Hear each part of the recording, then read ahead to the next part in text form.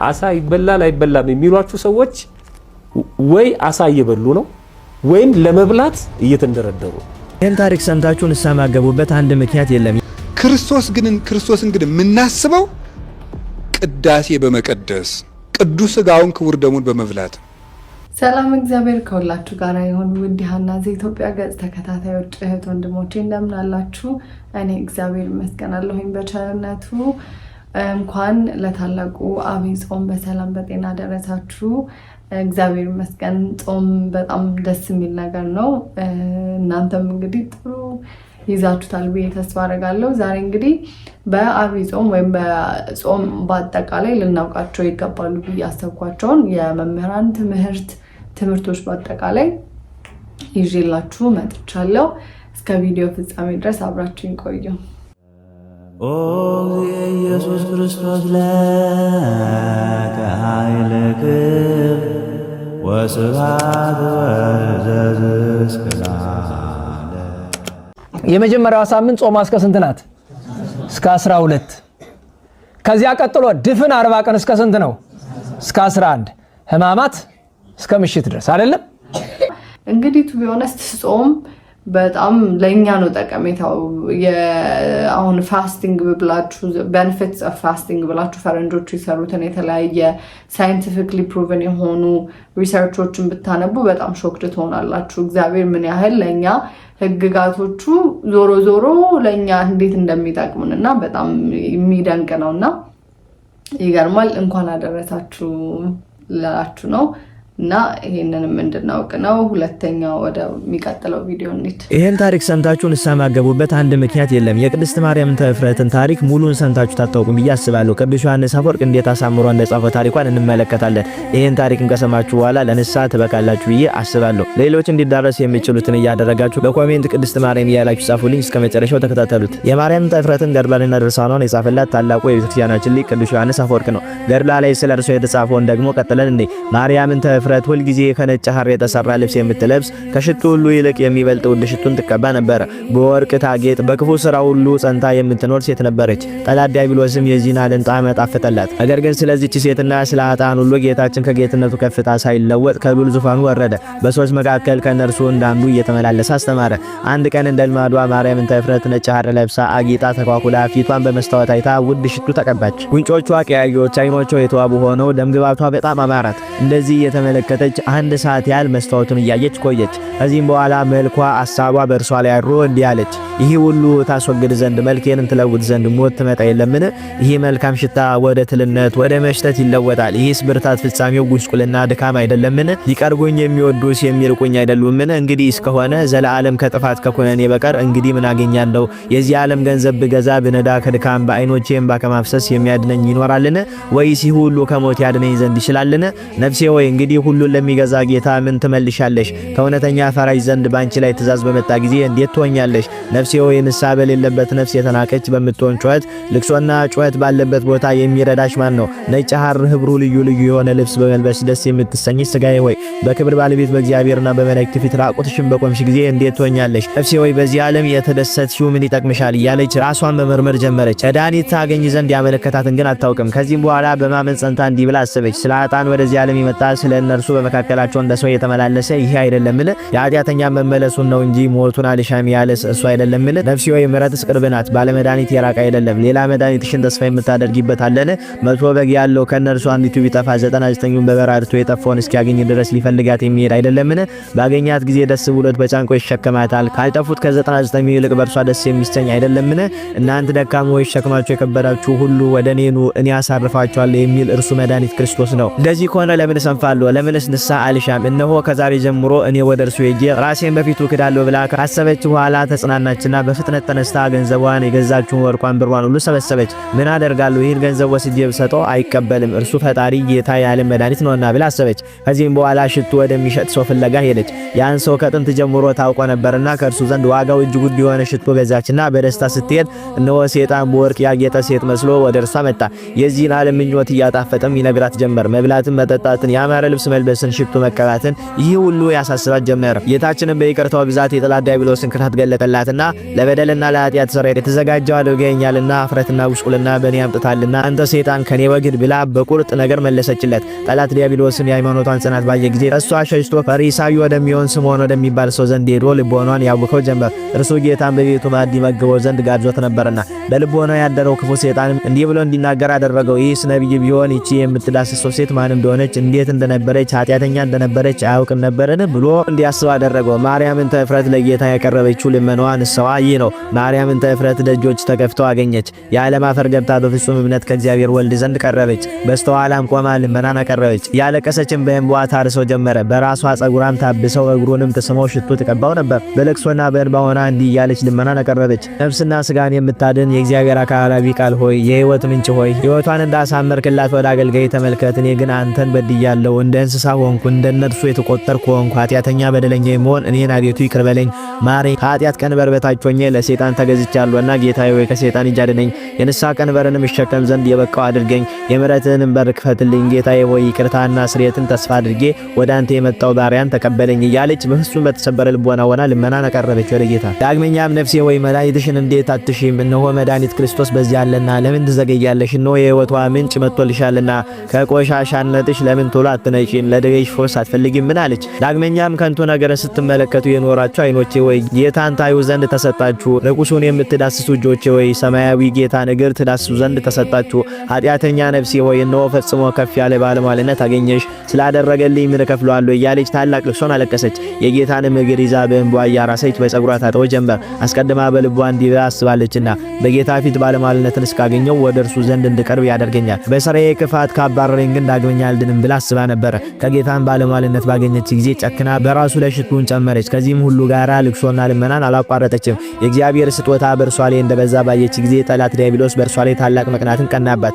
ተቆጥቶም ወደ ስምዖን ተመልሶ ልቡን አወቀው። ይህስ ነቢይ ቢሆን ኖሮ ይቺ የምትዳስሰው ሴት ኃጢአተኛ እንደሆነች ያውቅ ነበረ እንዲል አደረገው። ጌታችንም ስምዖንን ሁሉ ከእርሱ እንዳልተደበቀና ሐሳቡንም እንዳወቀበት እንዲረዳ እግዚአብሔር በደለኞችን ማዳን ከኃጢአታቸው ማንጻት እንደሚችል ያውቅ ዘንድ እንዲያስተውል አደረገው። ማርያምም ቀድሞ በዝሙት የኖረችበትን አስከፊ ሕይወት በመቶ በቆራጥ ሕሊና ፍጹም ንስሐ ገብታ ገንዘቧን ላውጥታ እጅግ ውድ የሆነ ሽቱ ገዝታ ጌታችንን ስትቀባው ጌታችንን በፍጹም ንስሐ ተደስቶ እውነት እላችኋለሁ ይሄ ወንጌል በዓለም ሁሉ በማንኛቸውም ስፍራ በሚሰበክበት እሷ ያደረገችው ደግሞ ለእርሷ መታሰቢያ እንዲሆን ይነገራል በማለት አስደናቂ ትእዛዙን የሰጠላትና ከ36 ቅዱሳን አንስት ወገን የደመራት ቅድስት ናት። የቅድስት ማርያምን ተፍረት በረከቷ በሁላችን ላይ ይደርብን፣ አሜን። ይቆየን።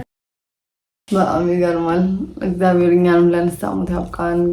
ቅድስት ማርያም መግደላዊት በረከቷ ይድረሰን። እኛም አሁን አይ ፊል ላይክ ብዙ ሴቶችን አሁን እያጠቃ ያለው ይሄ በራስ ላይ ፎከስ የማድረግ ሜካፕ ለመስራት የሆነ አንድ ሴት ልጅ አሁን ወደ ውጭ ለመውጣት ቁጭ ብላ ፊቷን እያየች አይኗን እየቀንድም ከላይ ከፀጉራችን ጀምሮ እኮ ነው የኛ ጣጣ። ከፀጉራችን ቅንድባችን እዚህ ጋር ከዛ በኋላ እዚህ ጋር ፊታችን በጠቅላላና ሴጣን ይሄንን እየተጠቀመ በጣም ወደ ገደል እየከተተን ነው እና እናታችን ቅድስት ማርያም መግደላዊት ከዚህ ስራት ታውጣን።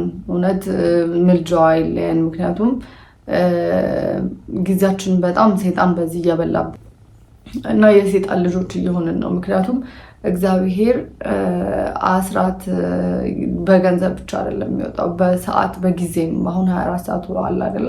ከ24 ሰዓት ላይ 2 ሰዓት በጸሎት መንፈሳዊ ተግባራትን በማድረግ ማሳለፍ አለብን እና እኛ ግን ቁጭ ብለን ሜካፕ እየሰራን ፊታችንን ደግሞ ምንም ላይ ጠቅመን ማለት ነው። ሶ ቶክሲክ ሊገለን፣ ካንሰር ሊያመጣብን፣ አይናችንን ሊያጠፋው፣ ፊታችንን ሊያበላሽብን ያንን እናደርጋለን እና ቅድስት መግደላዊት እናታችን ትርዳን ሁላችንንም እላለሁኝ። እና ሜንሊ ደግሞ በዚህ ጾም በንስሐ ተመልሰን ጾማችን የሰመረ እንዲሆን በንስሐ እንድንመለስ ከዚህ ደግሞ እስራት እንድንወጣ ለማለት ያህል ነው። We're judgmental and we're really afraid to be judged. Yes. So they come to confession and they're scared the priest will judge them. And I always tell people, hold nothing back, no reservation, confess your sins, pour your heart out. All that happens is the priest loves you more. And this is universal. Doesn't remember what you've said. The other thing is, like, people are afraid of the priest and they're standing before the Lord. when a young person or an old person comes and they make their first confession, my opinion of them just skyrockets. For sure. It just goes up. እንግዲህ አባቶች ያወሩት ያሉት ስለ ንስሐ መግባትና ብዙ ጊዜ ሰው ንስሐ ሲገባ ኃጢአቱ ለመናዘዝ በጣም ይፈራልና የሆነ ያነበብኩኝ ምን ይላል መሰላችሁ የሰው ልጅ አሁን በአንድ ሰው ፊት ማለት በካህን ፊት ንስሐውን ለመናገር ይፈራ ከዛ በፍጥረት ሁሉ በሰዎች ሁሉ ፊት ያ ኃጢአቱ ተገልጾ ነው የሚታየውና ስለዚህ አሁንኑ ያለብንን ኃጢአት በካህን ፊት ተናዘን ፍታት ተሰጥቶን ፈተውን ብንገላገል ይሻለናል ለማለት ያህል ነው አለመፍራት ቢ ጀጅድ ብለን አለመፍራት ምክንያቱም ጀጅመንት አዳነፍ ተዳ ይቀርልንም አሳ ይበላል አይበላም እስካሁን ድረስ ይሄን ጥያቄ የሚያነሱ ሰዎች አሉ በነገራችን ላይ አሳ ይበላል አይበላም የሚሏችሁ ሰዎች ወይ አሳ እየበሉ ነው ወይም ለመብላት እየተንደረደሩ ነው ይሄ አሳ እንደማይበላ ሳያውቁ ቀርተው አይደለም መብላት ፈልገዋል ወይ እየበሉ ነው እየበላ የሆነ ሰው መምህራን ባገኘ ቁጥር አሳ ይበላል ብሎ ይጠይቃል አይበላም ሲሉት ደሞ ሌላ መምህር ይጠይቃል ይበላል የሚል መምህር እስኪያገኝ ልቡን ለማሳረፍ እኮ ነው ለሚያደርገው ነገር መረጃ ነው የሚፈልገው እሱ ማለት ነው በጭራሽ አሳ ጾም አለ ስለዚህ በአሳ በጾም አይበላም ለዚህ ደግሞ የሚያመጧቸው ይሄንን ለማለት የሚገፋፏቸው ነገሮች አንደኛ የጸሎተ ሐሙስን ስዕል ያሳዩናል ጌታችን መድኃኒታችን ኢየሱስ ክርስቶስ በጸሎተ ሐሙስ በሐዋርያት መካከል ሲገኝ ጠረጴዛው ላይ አሳም ነበር ስለዚህ ሐሙስ ለትኮ በህማማት አሳ ብልቷቸዋል የሚሰዎች አሉ በጭራሽ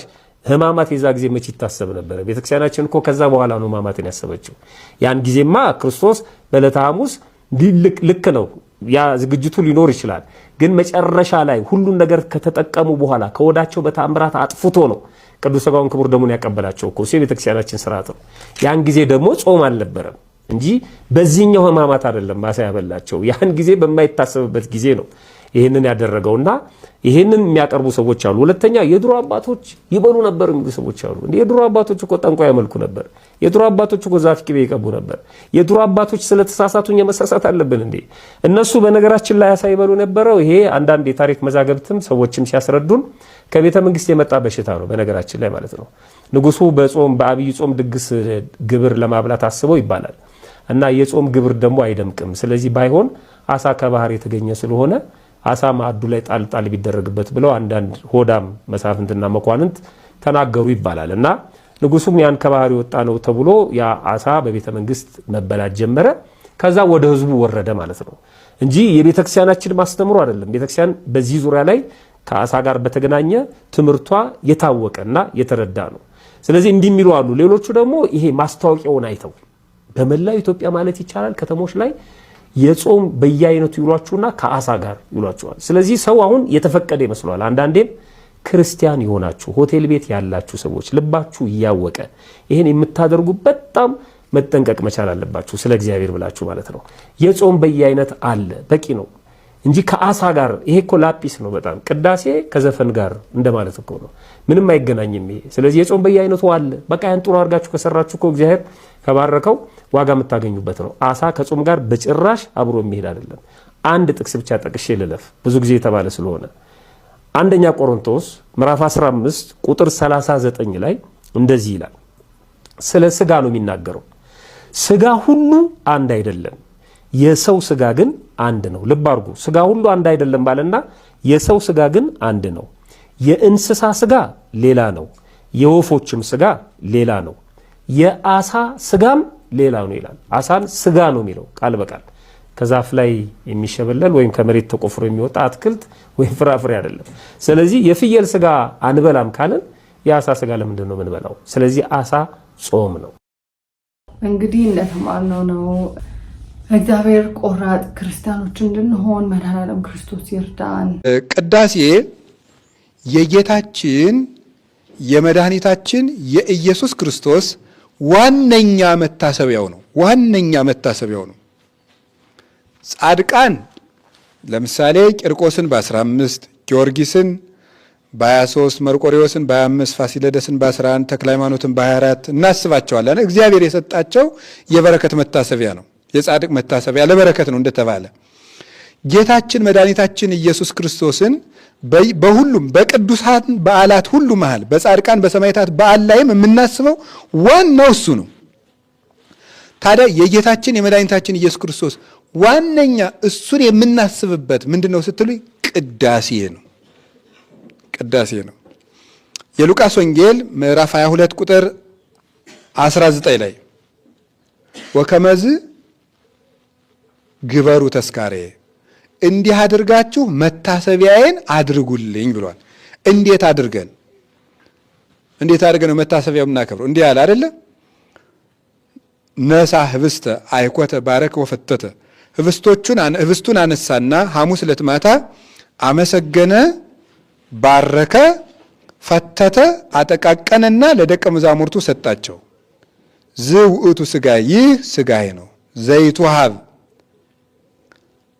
ለቤዛ ብዙሃን ወለስርየተ ኃጢአት በእንቲአክሙ በእናንተ እጅ በእናንተ ክህነት ለብዙዎች የኃጢአት ይቅርታ የሚሰጥ ሥጋዬ ይህ ነው ደሜ ይህ ነው ካላቸው በኋላ ምንድን ነው ያላቸው?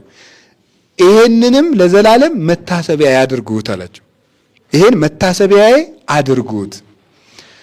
ክርስቶስን በትክክል መታሰቢያ የምናደርገው ምንድን ነው? የራሱን ሥጋ ነው።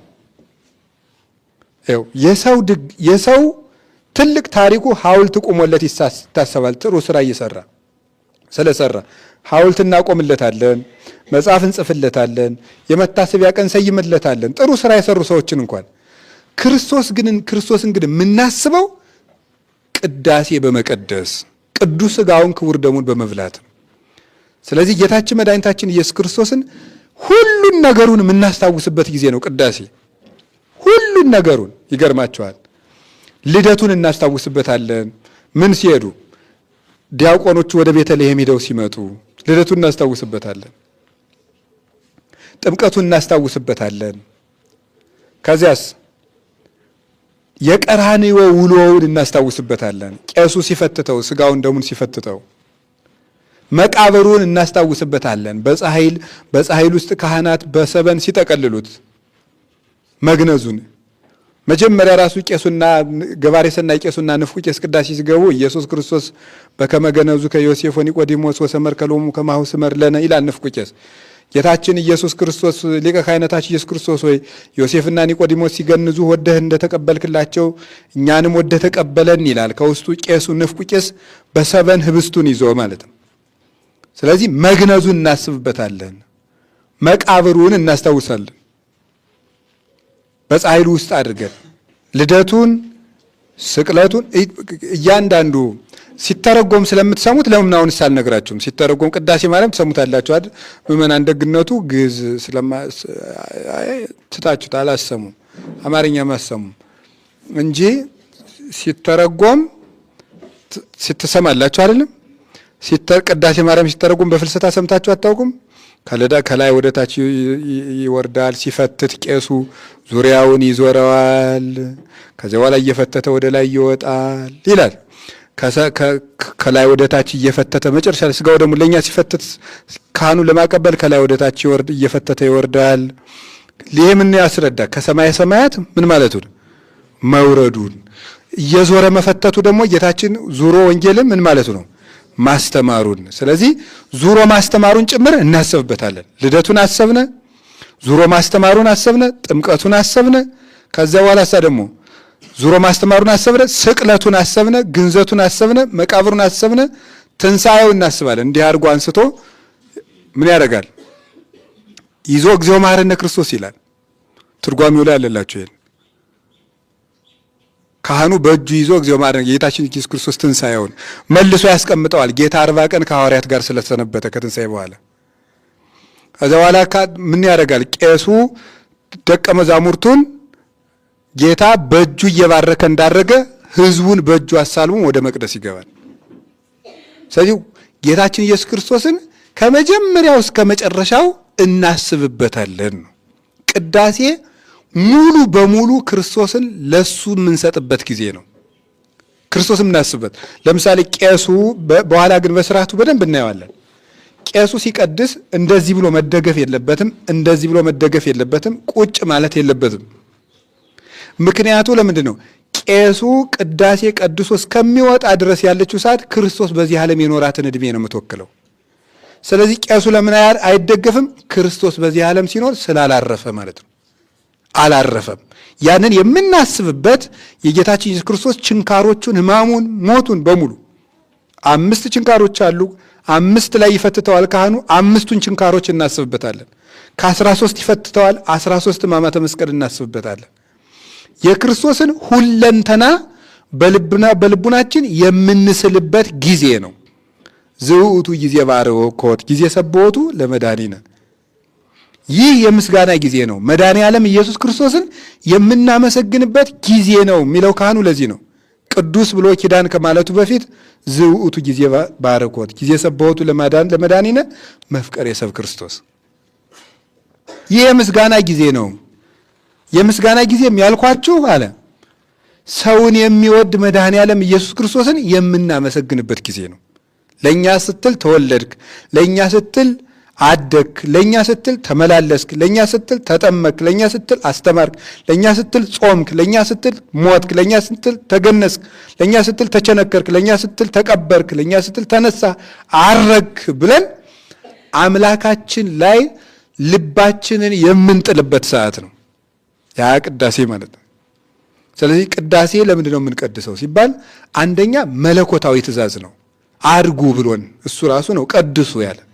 እኔ እንደቀደስኩ አይኮተ ማለት ይውላችሁ ህብስቱን ይዞ አይኮተ አመሰገነ። ቅዳሴ ማለት ንጹህ ምስጋና ማለት ነው ብያቸዋለሁ። ስለዚህ ለምንድን ነው የምንቀድሰው ስንል እሱ ስለቀደሰ፣ እሱ የቀደሰው ስለቀደሰኛ ለምን ቀድሳለን? ቀድሱ ስላለን ከሱ ጋር ለመተባበር እሱን ለማሰብ ነው። ይሄ መለኮታዊ ትእዛዝ ስለሆነና የጌታችን መድኃኒታችን ኢየሱስ ክርስቶስ የመጨረሻ መታሰቢያው ስለሆነ ነው ቅዳሴ የምናደርገው። ዋነኛ መታሰቢያውን የምናስበው ምንድነው? ቁመን በማስቀደስ በማመስገን መጨረሻ ላይ ራሱን በመቁረብ ነው የምናስበው። ክርስቶስን ማሰብ እሱ ማለት ነው። ህብስቱ መታሰቢያ አይደለም፣ በአማን የራሱ ስጋ ነው የሚሆነው ማለት ነው። ስለዚህ ቅዳሴ ለዚህ ነው የሚቀደሰው። አይገርምም? በጣም ኢትስ አሜዚንግ። ቅዳሴ በጣም ልዩ ነው እና እኔ ራሱ እንደዚህ በጣም ዲፕ መሆኑን በጣም ገርሞኛል። አይገርማችሁም? ቅዳሴ እና ቅዱስ ስጋው ክቡር ደሙ እንግዲህ ቅድስት ማርያም ግብፃዊት ራሱ ታሪኳን የምታውቁ አባታችን እንዳስተማሩን በረሃ ውስጥ እየኖረች ግን ቅዱስ መነኩሴ የሆኑት ዞሲማስን እግዚአብሔር ልኮላት ቆርባለች እና ከዛ ቆርባ አርፋለች እና ግዴታ እግዚአብሔር እኛም ሁላችንን ለቅዱስ ስጋው ለክቡር ደሙ ያብቃን። አንደኛ፣ ሁለተኛ ደግሞ በዚህ ጾም ሁላችንም ማስቀደስ አለብን። ምክንያቱም እኔ አሁን ጾሙ ከገባ ጀምሮ የሆነ በስማም ከቅዳሴው ጋር የሆነ ደስ የሚል ስሜት አለው በጣም ከምነግራችሁ በላይ እና ሁላችሁም እንድታስቀድሱ የእህትነት ምክሬ ነው። ከዛም በተጨማሪ ደግሞ ያላችሁበት ቦታ የማይመቻችሁ ደግሞ በሚመቻችሁ ቀን ሞር ሄዳችሁ ለማስቀደስ መሞከር። እንግዲህ የዛሬ ቪዲዮ ይሄንን ይመስል ነበረ። አብይ ጾም እንግዲህ እግዚአብሔር ለሀገራችን ምሕረትን የሚሰጥበት በምህረት ኃይሉ በቸርነት ኃይሉ የሚመለከትበት ጊዜ ያድርግልን። እግዚአብሔር ጸሎታችንን ቅዳሴያችንን ይቀበለን።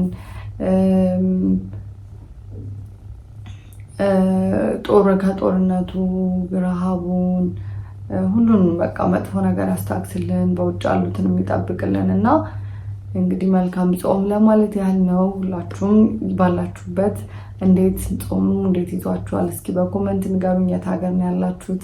እያስቀደሳችሁ ነው ወይ?